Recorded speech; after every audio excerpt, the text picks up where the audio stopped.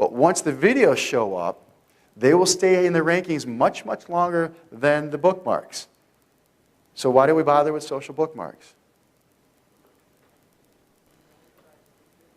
Because it still links that the people who use Digg might find down the road when they're on Digg. There's still links that the search engines find. Some of the sites allow you to put direct links to your website, which counts as an incoming link.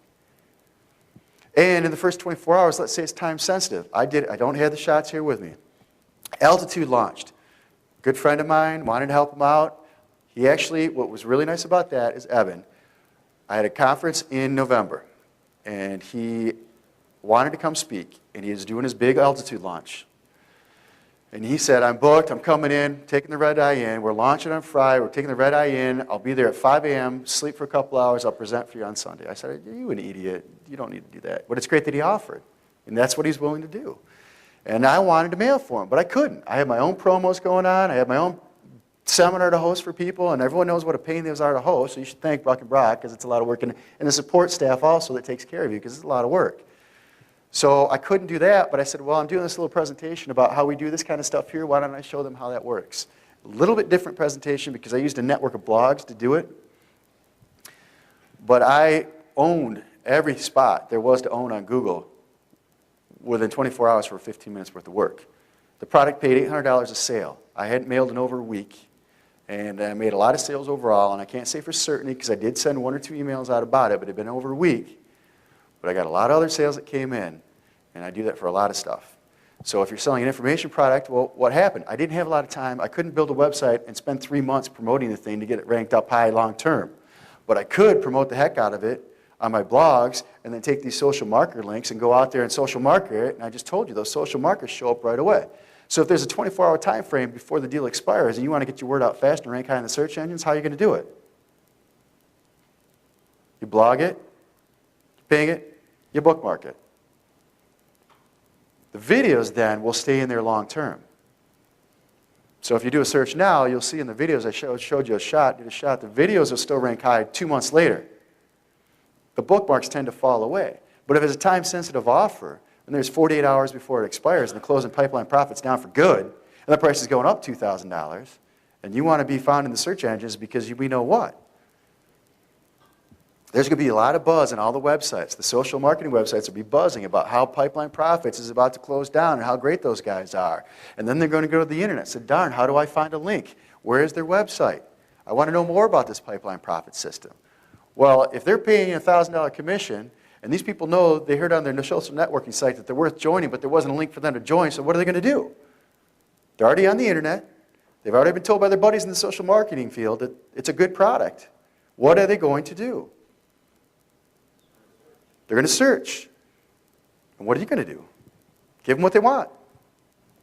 And you can get there quickly by using the bookmarks. But the videos will stay there longer, ranking-wise. I got a lot more stuff. I don't know if we can share it. Let's move on here. So we talked about this already. So this service goes out there, takes a couple minutes, you're done. That's all we did for the video, for the promotions of the products. I have given you guys everything.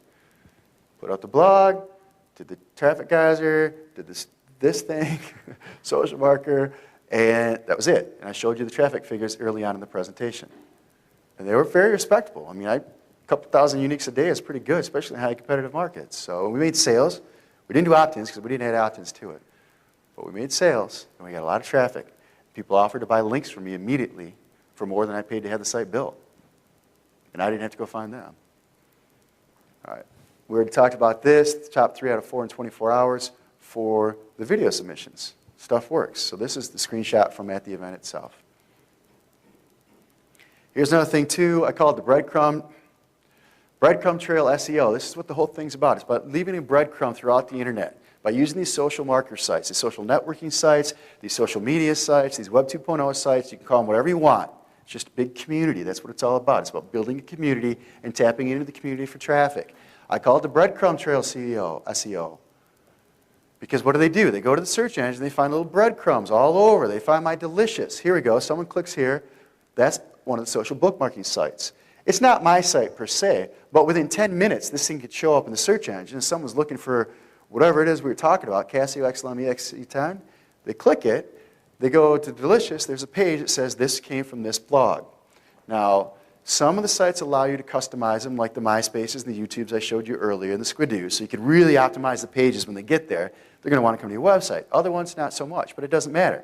If you got 100 of these things out there, it's a little breadcrumb trail, and they say, okay, it's a Delicious tag, I click it, I go to Delicious, but while I'm at Delicious, it's going to tell me where that post came from.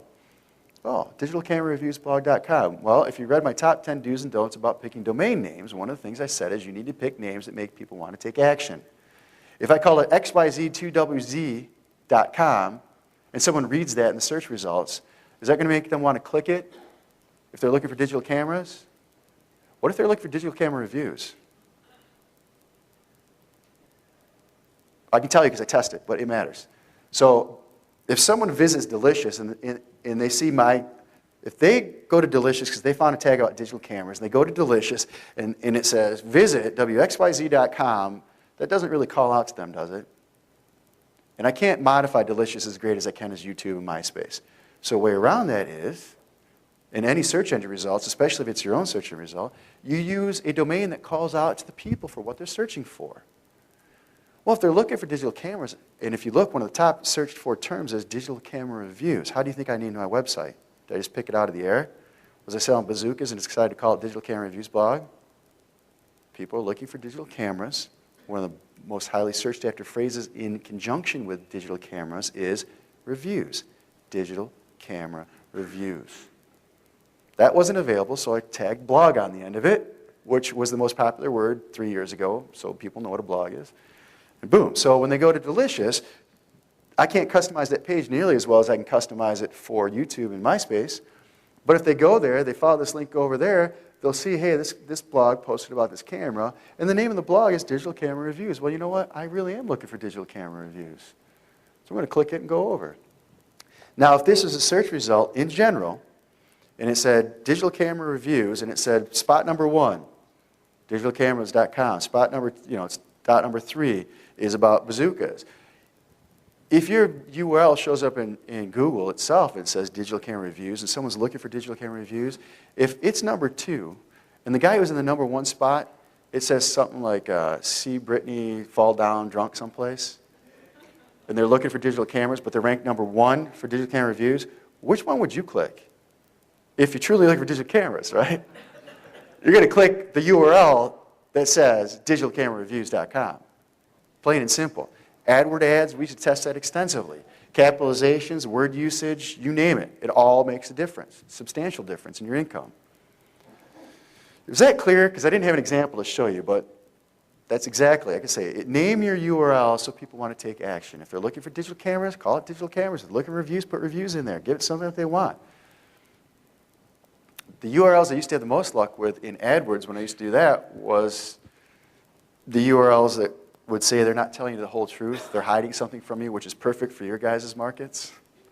And the whole truth about weight loss, they're not telling you the whole truth, don't buy anything. And they've gotten lenient about it, but back then they wouldn't let me run the ads. They said it was attacking somebody else. I go, who is it attacking? I didn't say anything other than, hey, they're not telling you the whole truth, click here for the whole truth. Literally, that's all. It was nothing mean, nasty.